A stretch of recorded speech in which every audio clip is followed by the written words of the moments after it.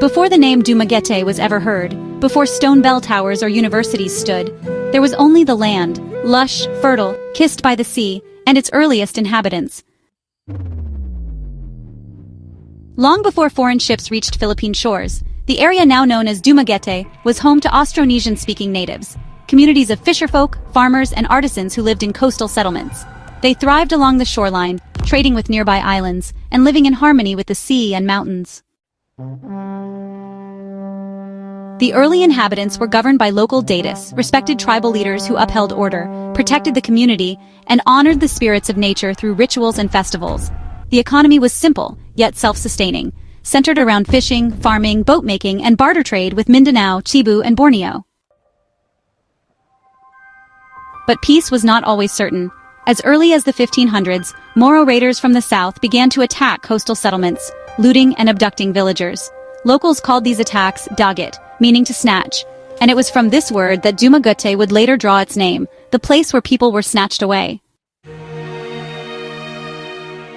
In the year 1565, Spanish colonizers led by Miguel López de Legazpi began claiming the Visayas. By the early 1600s, Dumaguete fell under the Spanish crown and became part of the encomienda system, ruled indirectly through appointed local leaders.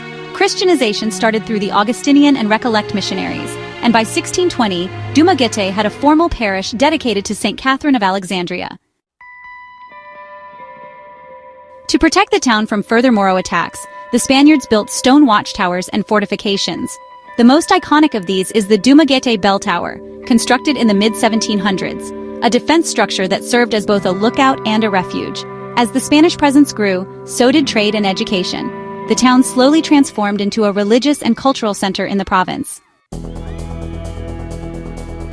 The native language, Cebuano, survived, but Spanish customs, names, and faith took root deeply. Despite colonial control, Dumaguetenos began to rise as educated individuals, inspired by Filipino reformists and revolutionaries during the late 1800s.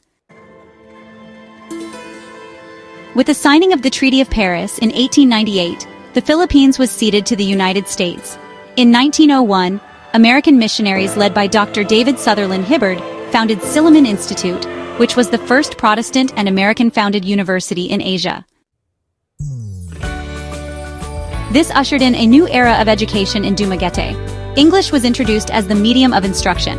Silliman would become a beacon of academic excellence, attracting students from all over the country and neighboring nations.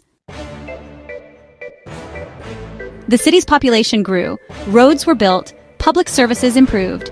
Dumaguete was becoming known not just for its gentle people, but also for its progressive spirit. World War II brought darkness to Dumaguete. In 1942, the Japanese Imperial Army occupied the town, forcing many residents to flee into the mountains. Some joined guerrilla movements, while others quietly resisted. It was a time of fear, but also honestly of resilience. The Allied forces, together with Filipino guerrillas, liberated Dumaguete in 1945. The scars of war were deep, but the city rose from the ashes, determined to rebuild. After the war, Dumaguete once again flourished. Reconstruction efforts were swift. Silliman University reopened. Businesses resumed. In 1948, Dumaguete was officially declared a chartered city, and later became the capital of Negros Oriental. Since then, Dumaguete has become a vibrant hub of education, arts, and culture. Other institutions like St. Paul University, Dumaguete, Foundation University, and Negros Oriental State University have solidified its reputation as a university town.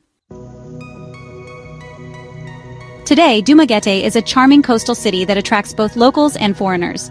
Known for its boulevard sunsets, motorbike culture, and the warmth of its people, the city continues to evolve, blending tradition with modernity. It is a city of poets, students, teachers, divers, and dreamers.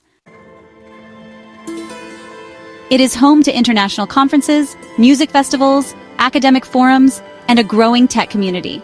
Despite the pressures of modernization, Dumaguete retains its soul, a place where heritage lives on, and the future is embraced with open arms.